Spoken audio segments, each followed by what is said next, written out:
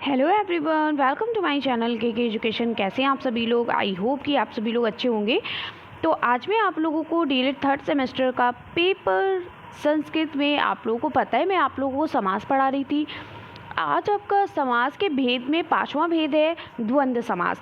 द्वंद्व समास क्या होता है? द्वंद्व समास जो होता है जिसमें दोनों पद प्रधान होते हैं वो द्वंद्व समास होता है। अभी तक आपने समास के बारे में पढ़ा कि समास क्या होता है, फिर उसके बाद आपने पढ़ा समास के कौन कौन से भेद होते हैं, जिसमें से आपने 4 भेद पढ़ भी लिए हैं। कर्मधारय समास, अव्ययी भाव समास, तत्पुरुष समास और आपने क्या पढ़ लिया? द्विगु समास। आज आप पढ़ रहे हो द्वंद्व समास, ठीक है, जो कि बहुत ही इंपॉर्टेंट ये भी है। और लास्ट आपको पता है 6 भेद होते हैं समास के, तो 6 भेद में से आपने 4 पढ़ लिए हैं, 5वां आज पढ़ने जा रहे हो और कल छठा हो जाएगा, यानी समास आपका कल खत्म हो जाएगा, ठीक है। उसके बाद हम शुरू करेंगे शब्द रूप और धातु रूप, ठीक है। तो द्वंद्व समास क्या होता है हम इसके बारे में जानते हैं। तो इससे पहले आप वीडियो को अगर पहली बार आए हो चैनल पर तो चैनल को सब्सक्राइब कर लो, साइड में बेल आइकन उसको प्रेस कर लो, ताकि जब भी मैं कोई वीडियो अपलोड करूं या कोई भी आपको लाइव कोई भी क्लासेस लूँ तो आपको उसका नोटिफिकेशन मिल जाए। बात करते हैं नोट्स की, तो नोट्स आपको कल से प्रोवाइड होने लगेंगे, और अगर आप लेना चाहते हो नोट्स को, और संस्कृत के नोट्स अगर आप अलग से भी लेना चाहते हो तो आप ले सकते हो, क्योंकि संस्कृत की जो पीडीएफ्स है वो बहुत अच्छी तरीके से तैयार हो चुकी है। संस्कृत आपका डीएलएड से लेकर यूपी टेट सीटेट की भी अगर आप तैयारी करते हो तो आपको कहीं से भी संस्कृत का नोट्स लेने की ज़रूरत नहीं पड़ेगी, क्योंकि मैंने उसी बेस पर पूरा का पूरा संस्कृत, जैसे मैंने यूपी टेट सीटेट की तैयारी की थी संस्कृत में, और नोट्स जो तैयार किए थे वो सारे के सारे नोट्स आपको, यही सारे नोट्स हैं जो आपको मिलेंगे, ठीक है।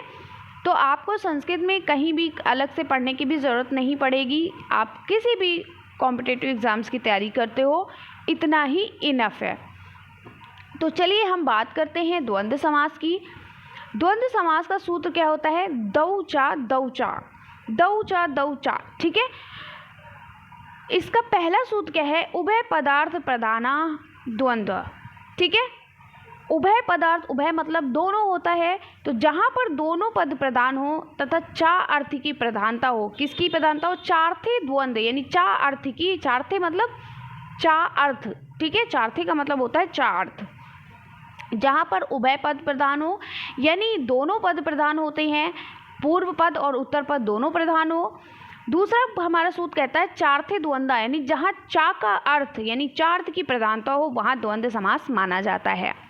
चा मतलब होता है और, ठीक है। चा का मतलब क्या होता है? चा का मतलब होता है और, ठीक है। तो हम द्वंद्व समास के बारे में हमने क्या पढ़ा? चार्थे मतलब होता है और के अर्थ में द्वंद्व समास होना, ठीक है। तो जहाँ पर दोनों पद प्रधान हो तथा चा अर्थ की प्रधानता हो वहाँ द्वंद्व समास माना जाता है। द्वंद्व समास के भी अपने भेद होते हैं। ये जो होते हैं इनके 3 भेद होते हैं। कितने भेद होते हैं द्वंद्व समास के? द्वंद्व समास के 3 भेद होते हैं। कौन कौन से? पहला है इतरेतर द्वंद्व समास, दूसरा है समाहार द्वंद्व समास, तीसरा है एक शेष द्वंद्व समास, ठीक है। तो इसके 3 भेद होते हैं, इतरेतर, समाहार और एक शेष। तो चलिए एक एक करके सभी हम भेदों को पढ़ते हैं। तो इतरेतर द्वंद्व समास क्या होता है? जिसमें दोनों पद प्रधान होता है वहाँ इतरेतर द्वंद्व समास होता है। मतलब कि ये कहा गया है कि अगर 2 पद हैं तो द्विवचन में या फिर ये 2 से अधिक यानी बहुवचन में होते हैं, और ये हमेशा क्या होते हैं? पुल्लिंगवाची होते हैं, ठीक है। तो चलिए हम बात करते हैं इतरेतर द्वंद्व समास की। तो इतरेतर द्वंद्व समास होता क्या है?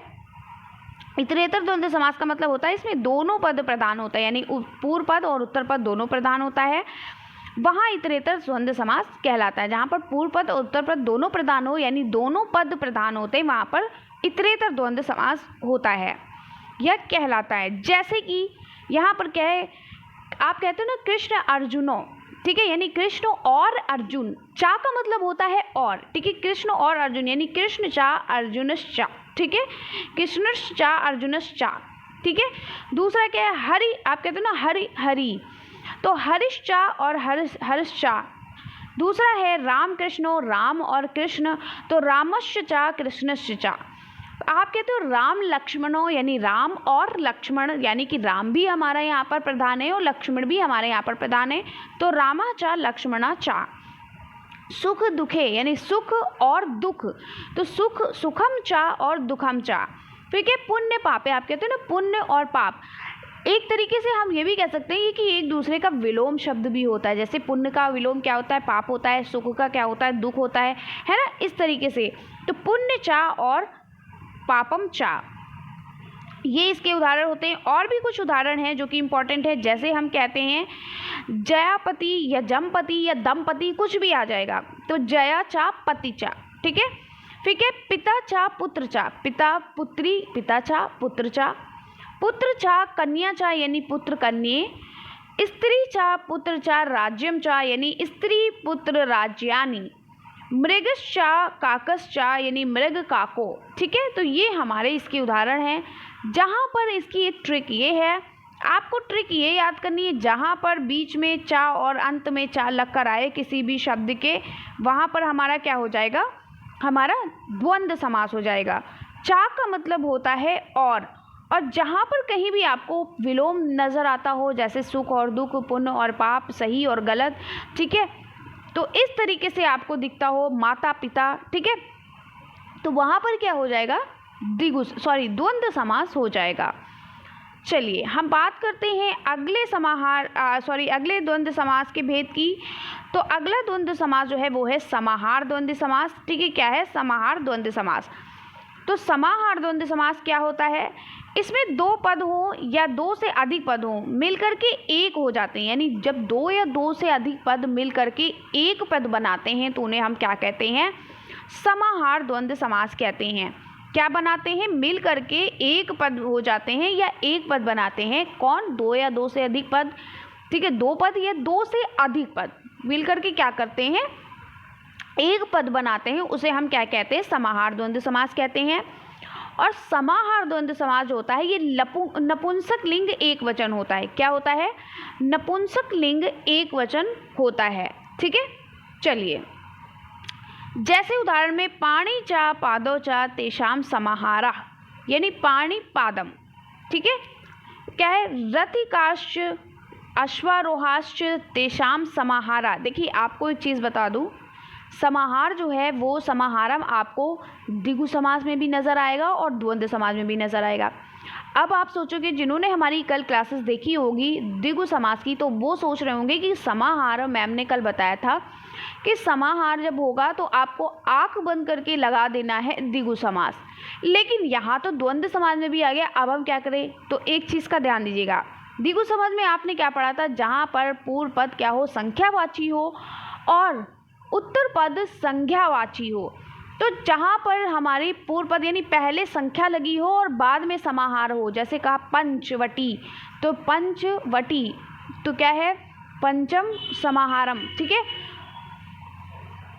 पंचवटी हो जाएगा ना, पंचम समाहारम, तो आपका पंचम वटा नाम समाहारम। ठीक है, तो पंचवटी क्या होता है, समाहारम इसमें भी आ गया, लेकिन पंचवटी पंचानाम, पंचानाम मतलब पंचानाम आपका क्या है, पांच वटों का समूह, यानी पांच, यहाँ पर गिनती आ गई है, त्रि गिनती आ गई, द्वि गिनती आ गई है। ठीक है, तो जहाँ पर संख्या आए और उसके पहले संख्या आए और बीच में कोई आपका संज्ञा हो और अंत में समाहार लगा हो, तो वहाँ पर आपका द्विगु समास होगा।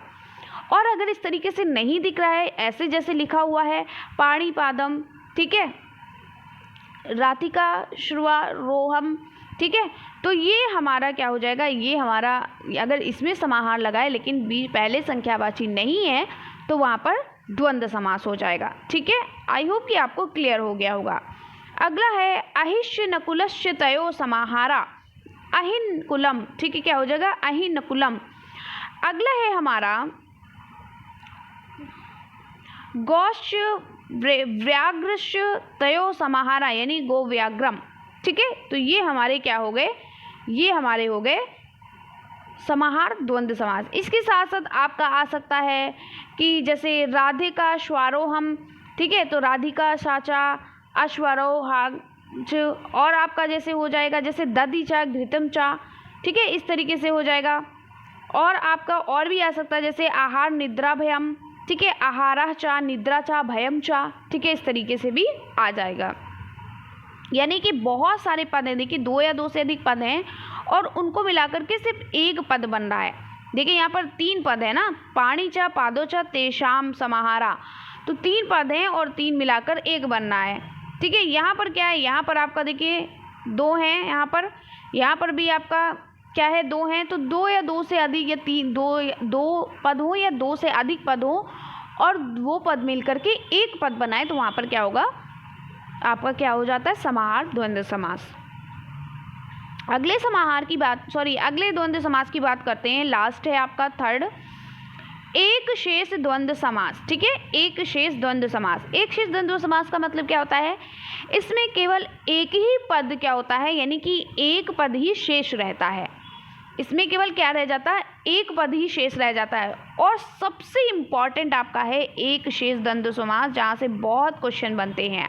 ठीक है, जैसे आप बोलते हो माता पिता, ठीक है, भाई बहन, ठीक है, तो इस तरीके से हंसी हंस, ठीक है, तो आप इस तरीके से बोलते हो, तो ये आपकी क्या हो गया, आप जैसे बोलते हो बालिका बालक, ठीक है, बालक बालिका, और लड़का लड़की, चटका चटक, है ना, इस तरीके से आजा आज, तो इस तरीके से आप बोलते हो, तो ये हमारा क्या हो जाएगा, एक शेष द्वंद्व समास हो जाएगा। और ये हमेशा कैसा होता है, पुल्लिंगवाची होता है। अभी आपने पढ़ा इतरेतर, यानी जो पहला आपका द्वंद्व समास है वो भी पुल्लिंगवाची होता है, और एक शेष द्वंद्व समास भी पुल्लिंगवाची होता है। लेकिन समाहार द्वंद्व समास, जो दूसरा आपने द्वंद्व समास पढ़ा है, वो क्या होता है, नपुंसकलिंग में होता है। ठीक है, यानी हाथ पैर नपुंसकलिंग हो गया, दही घी नपुंसकलिंग हो गया, ये भाई नपुंसकलिंग ही तो होंगे आपके। ठीक है, चलिए हम बात करते हैं एक शेष द्वंद्व समास की, जो भी हम कर रहे हैं, कि इसमें केवल एक पद ही शेष रहता है, यह सदा पुल्लिंग द्विवचन में होता है। जैसे रामश्च रामश्च, यानी रामो, माता चा पिता चा पित्रो, आप बोलते हो नहीं पित्रो, आप इंग्लिश में बोलते हो मेरे पेरेंट्स हैं, पेरेंट्स मतलब मेरे माता पिता हैं, है ना, दोनों उसमें आ गए। तो माता चा पिता चा, यानी जिसे हम पित्रो कहेंगे, बहुत ही इंपॉर्टेंट है पित्रो, ये पूछा जाता है, मोस्ट इंपॉर्टेंट है, ये आपके यूपी टेट में भी बहुत पूछा जाता है, सुपर टेट में भी, और sorry C TET super TET सब में पूछा जाता है। स्वसा चा भ्राता चा, यानी भ्रात्रो यानी भाई बहन। ठीक है, हंसी चा हंस चा, यानी हंसो हंसी और हंस। अगला है आपका पुत्री चा पुत्र चा, है ना, पुत्री चा पुत्रश्च चा, यानी पुत्रो यानी पुत्र और पुत्री, पुत्रो हो गया। माता चा पिता चा क्या हो जाएगा, पित्रो। फिर आपने क्या पढ़ा, आपने पढ़ा, और अगर इसी तरीके से और भी मैं आपको कुछ ऑप्शंस बता देती हूँ, और भी उदाहरण बता देती हूँ। मान लो आ गया कि अजो लिख कर आ गया। अजो का मतलब क्या होता है, अजो मतलब अजा चा, अजा यानी लड़का लड़की, अजा चा और अजस चा। ठीक है, अजा चा अजस चा। ठीक है, यानी कि एक में आपका बड़े आ की मात्रा होगी, एक में ऐसे ही होगा। ठीक है, बालको मतलब क्या होता है, बालकों का मतलब होता है बालक और बालिकाएं। ठीक है, बालकों का मतलब बालक और बालिकाएं, यानी कि बालिका चा क्या कहोगे, बालिका चा और बालकश्च चा, क्या कहोगे, बालिका चा और बालकश्च चा, कश्य चा। ठीक है, ये आपका हो गया। आप कहोगे चटको बहुत पूछा जाता है, बहुत ज़्यादा पूछा जाता है। चटको क्या पूछा जाता है, चटको क्या हो जाएगा, चटका चा और चटकश्य चा, कश्य। ठीक है, चटकश्य चा। ठीक है, इस तरीके से। और जैसे आपको पूछ लिया जाता है कभी कभी शुद्रो बहुत पूछा जाता है, शुद्रो। ठीक है, क्या पूछा जाता है, शुद्रो। मान लो अगर मैंने जो चीज़ें नहीं यहाँ पर ऐड की हैं, भूल गई हूँ, जो मुझे याद आ रही वो मैं आपको लिखा दे रही हूँ, तो आपको प्रॉब्लम नहीं होगी। ठीक है, शुद्री चा, शुद्रो का होता है शुद्री चा, शुद्रश्य चा। ठीक है, शुद्रश्य चा। तो इस तरीके से आपके बहुत सारे बन जाते हैं। और ठीक है, ये आपके क्या है, समाहार, ये आपके जो हो गए एक शेष क्या हो जाएगा, एक शेष द्वंद्व समास तीसरा। ठीक है, तो एक शेष द्वंद्व समास से बहुत ज़्यादा क्वेश्चंस बनते हैं और आपके तीनों से क्वेश्चन बनते हैं। ठीक है, तो एक शेष द्वंद्व समास भी बहुत इंपॉर्टेंट है। जैसे कह देते हैं कि ब्राह्मणों, ठीक है, तो ब्राह्मणी चा ब्राह्मणश्च चा। ठीक है, इस तरीके से। तो ये हमारे क्या हो गए, एक शेष द्वंद्व समास हो गए। तो सारे के सारे मैंने पढ़े, मैंने क्या क्या चीज़ें पढ़ी, चलिए एक बार हम रिवीजन करते हैं। कल की देखिए आपको क्लास में बहुब्रीहि समास पढ़ाऊंगी, जो कि आपका लास्ट है, और ये आपका लास्ट समास है, और इसके बाद आपकी समास की भी क्लास खत्म हो जाएगी, यानी आपके समास भी कंप्लीट हो जाएंगे। फिर मैं आपको शब्द रूप पढ़ाऊंगी। तो हमने क्या क्या चीज़ें पढ़ी द्वंद्व समास में आज एक बार हम रिवीजन कर लेते हैं। तो द्वंद्व समास का सूत्र होता है दौचा दौचा, यानी कि जहाँ पर दोनों, यानी इसका मतलब होता है कि उभय पद प्रधानो द्वंद्व, यानी कि जहाँ पर उभय पद यानी कि पूर्व पद और उत्तर पद दोनों प्रधान होते हैं, वहाँ पर हमारा क्या होता है, द्वंद्व समास होता है। इसका दूसरा सूत्र है चार्ते द्वंद्व, यानी चा के अर्थ में, जहाँ पर चा का मतलब होता है और का अर्थ जहाँ पर हो, जैसे कि माता और पिता, भाई और बहन, ठीक है, और शिक्षक और शिक्षिका, ठीक है। इसके साथ साथ जैसे आप बालक और बालिका, ठीक है, अजा और अज, चटका और चटक, ठीक है, इस तरीके से आ जाता है। तो पार्वती और परमेश्वर, ठीक है, तो राधा और कृष्ण, तो ये सभी आ जाता है। जैसे राम और भरत और लक्ष्मण और शत्रुघ्न, ये सभी आ जाते हैं, तो वहाँ पर हमारा द्वंद्व समास होता है। द्वंद्व समास का हमने 3 भेद पढ़ा। सबसे पहले इतरेतर द्वंद्व समास, दूसरा समाहार द्वंद्व समास, तीसरा हमने क्या पढ़ा, एक शेष द्वंद्व समास। इतरेतर द्वंद्व समास में जिसमें दोनों पद प्रधान होता है, वहाँ इतरेतर द्वंद्व समास होता है। इतरेतर द्वंद्व समास जो होता है ये हमेशा पुल्लिंगवाची होता है। इतरेतर द्वंद्व समास में हमने क्या पढ़ा, राम कृष्णो पढ़ा था, ठीक है, सीता रामो, हरि हरो, शिव केशव, राम भरत लक्ष्मण शत्रुघ्न, माता पितरो, राधा कृष्णो, पार्वती परमेश्वरो, ठीक है, ये सभी चीज़ें हो गई। समाहार द्वंद्व समास यानी दूसरा हमारा द्वंद्व समास है। इसमें क्या होता है, 2 पद या 2 से अधिक पद मिलकर के जब एक पद बना देते हैं तो वहाँ समाहार द्वंद्व समास होता है। समाहार का मतलब ही होता है समूह, है ना। समूह जब होगा, जब 2 या 2 से अधिक लोग होंगे तभी तो समूह बनेगा। तो ऐसे आपको याद रख लेना है कि जब 2 या 2 से अधिक लोग होते हैं तो वहाँ पर समूह की बात होती है, समाहार द्वंद्व समास की बात होगी। तो समाहार द्वंद्व समास होता है हमेशा नपुंसक लिंग में होता है, ठीक है। जैसे हमने अभी आपको बताया पाणी पादम यानी पाणी चा पादव चा, ठीक है, पाणी पादव यानी पैर और हाथ, और ये नपुंसक लिंग में जैसे दधि घृतम यानी दही और घी, ठीक है। तो इस तरीके से हमने पढ़ा। और तीसरा हमने पढ़ा एक शेष द्वंद्व समास, यानी इसमें केवल एक पद ही शेष रहता है, और ये हमेशा क्या होता है, पुल्लिंगवाची होते हैं और द्विवचन में होते हैं। जैसे माता और पिता यानी पितरो हो गया, बालको और बालिका यानी बालिकाश्चा बालकश्चा यानी कि बालको, शूद्रो, आजो, छटको, ठीक है, और क्या बताया मैंने आप लोगों को, ब्राह्मणों। तो ये सभी आपके क्या हो गए, आपके एक शेष द्वंद्व समास हो गए।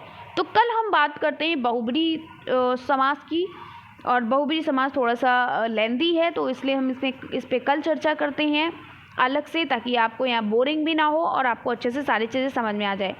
आप लोग बिल्कुल भी पढ़ाई नहीं कर रहे हो, संस्कृत में बहुत अच्छे से सारी चीज़ें पढ़ा दे रही हूँ, अब जल्दी से संस्कृत ही तो पढ़ डालो, कम से कम संस्कृत पढ़ डालो। मैंने सारी चीज़ें ज़्यादा से ज़्यादा चीज़ें पढ़ाई दी, जितनी इंपॉर्टेंट चीज़ें वो मैंने सब पढ़ा दी, जितनी लेंदी चीज़ें हैं सब मैंने पढ़ा दी, ठीक है। यहीं से क्वेश्चंस बनते हैं।